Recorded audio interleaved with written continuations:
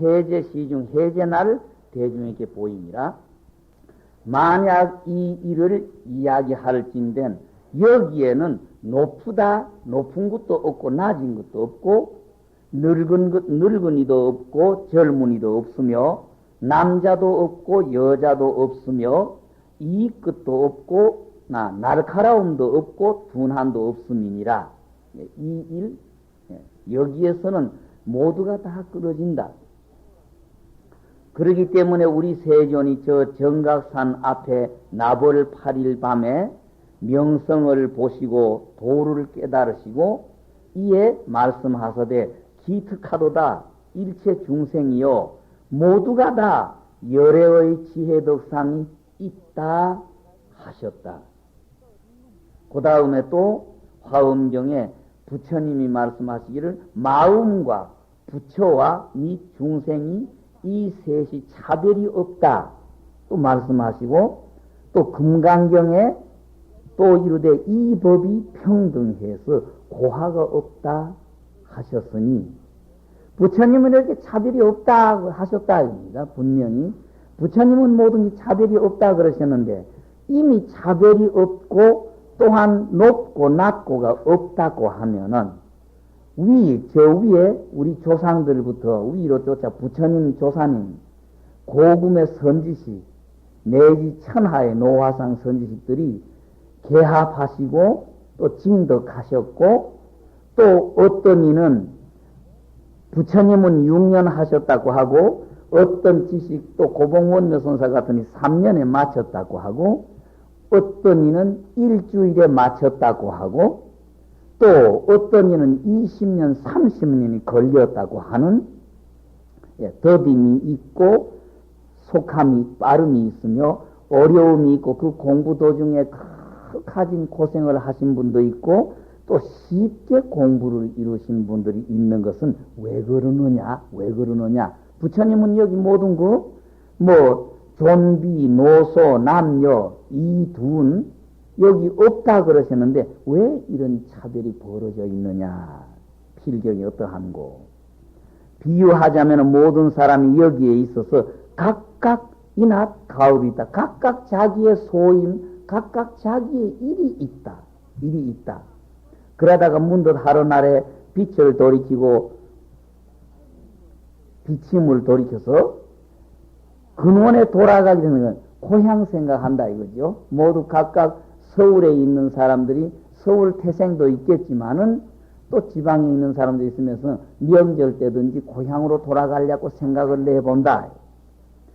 어떤 이는 몇 년 걸려서 고향에 돌아가는 사람이 있고 어떤 이는 해를 지내서 이르르는 사람이 있으며 혹 달을 지내서 도착하는 사람이 있고 혹은 며칠을 지내서 도착하는 사람이 있고 혹 어떤 이는 경각간에 잠시 사이에 이르는 사람이 있고 또 죽음에 이르러도 지금에 이르더라도 이르르지 못한 이가 있다.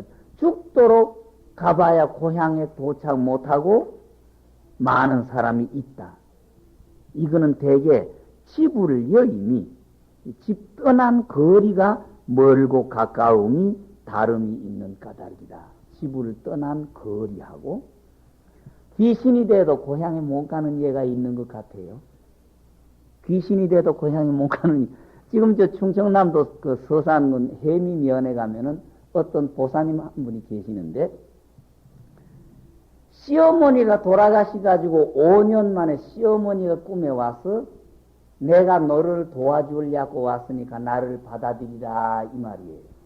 시어머니가 아들 집안 도와준다고 기껏한 게 점쟁이 공부해가지고 왔다 이겁니다. 시어머니가.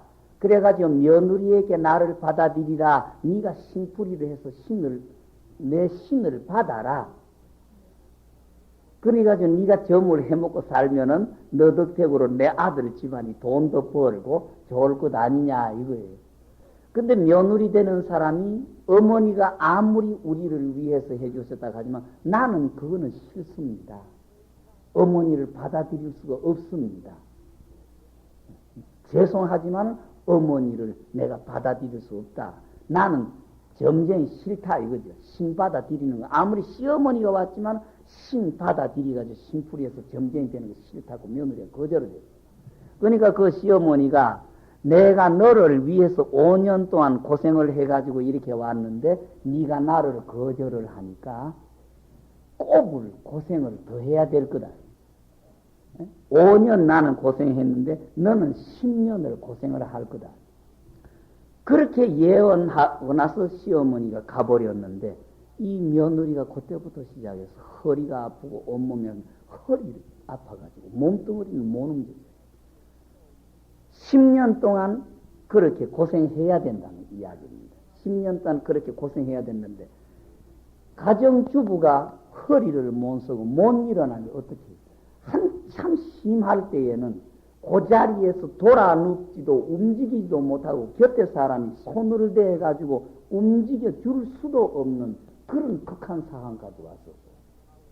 근데 중간에 어떤 그 비구니 스님을 만나가지고 지장보살을 불러라. 죽으라고 지장보살을 불러라. 그러다가 보면은 원결도 풀어지고 업장도 소멸이 되면서 당신이 나을 테니까 하라는 소리를 듣고 그렇게 예언하고 나서 시어머니가 가버렸는데 이 며느리가 그때부터 시작해서 허리가 아프고 온몸이 허리를 아파가지고 몸뚱어리는 못 움직여요. 10년 동안 그렇게 고생해야 된다는 이야기입니다. 10년 동안 그렇게 고생해야 됐는데 가정주부가 허리를 못 쓰고 못 일어나니 어떻게 해요? 한참 심할 때에는 그 자리에서 돌아 눕지도 움직이지도 못하고 곁에 사람이 손을 대가지고 움직여 줄 수도 없는 그런 극한 상황까지 왔었어요. 근데 중간에 어떤 그 비구니 스님을 만나가지고 지장보살을 불러라. 죽으라고 지장보살을 불러라. 그러다가 보면은 원결도 풀어지고 업장도 소멸이 되면서 당신이 나을 테니까 하라는 소리를 듣고 한 3년을 죽으라고 지장보살을 불렀어요. 근데 얼마나 했더니 어쨌든 막 화장실에 가서도 지장보살 뭐 앉거나 서거나 어떻든 지독하게 지장보살을 불렀는데 지장보살 한 3년 부르면서 차츰차츰 모든 게 풀어지더라 이겁니다. 그러니까 시어머니 그렇게 하고 나서 한 5년은 그렇게 고통을 받았고 5년 후부터 곧 비구니 스님 만나면서 지장정건 하락하고 지장보살 부르라는 소리 들으면서 한 3년을 죽으라고 낮이건 밤이건 막 지장보살 하면서 차츰차츰 몸이 풀어져 가지고 한 3년 반에는 자기가 일어나서 자기 손으로 밥을 할 수 있고 가까운 들에 한 오리 같은 거리는 왔다 갔다 할 수가 있게 되고 집안의 소소한 일을 다 거들러줘서 움직일 수가 있게 됐는데 그러니까 그 시어머니가 꿈에 왔다 가서 8년 만이죠. 그러니까 그 사이에 그 세속 사람이니까 그 푸닥거리도 수십 차례를 하고 잘한다고 하고 유명한 그 무당이다 점쟁이다 푸닥거리도 수십 번을 하고 그랬는데 해결이 안 되더라고요. 한 8년 후에 그러니까 조금 어떤 이상한 상태는 계속이 되었겠죠. 한 8년 후에 자기에게 붙어 있는 귀신 하나가 말을 하더라 이겁니다. 자기에게 붙어서 고생시키고 자기를 애미기는 귀신 하나 말인데 내 밥 한 그릇 해도 지장보살 멍소리 나고 진절머리 난다. 통시 가도 지장보살, 밭에 가도 지장보살, 앉아서도 지장보살, 누워서는 인자 지장보살 질렸다. 밥 한 그릇 해도 네가 누구? 나는 집도 절도 없고 올 때도 갈 때도 없는데 이 집 앞을 지나다가 쇳소리가 나서 들어와서 너한테 들어붙어서 얻어먹고 있는 귀신이다. 그러니까 푸닥거리 한다고 하는 게 자기 조상을 천도하는 게 아니라 인자 없는 귀신을 거꾸로 불러들이는 결과가 된다는 거야. 푸닥거리 하면서 쇳소리가 났다는 징소리 꿰매고 소리가 아무 관계도 없는 귀신을 불러들이는 결과가 된다는 거야. 와, 너 집에 안 가고 내 고향 전라도 고부인데 아마 그 처자를 두고 옆길을 걸었던가 봐. 그러니까 미안해서 그 부인이나 아들, 딸 이렇게 미안해서 집구석에 뛰쳐 나와가지고 객지에서 죽었는데 죽은 영이 돼도 마누라나 자식에게 자기가 저지른 일이 미안해서 못 간다. 제사하고 무엇이고 가지도 못한다. 그래서 떠돌고 댕기다가 너희 집 앞을 지나다가 보니까 쇠소리가 나서 들어왔는데 내가 그렇게 잘 얻어먹고 있었다.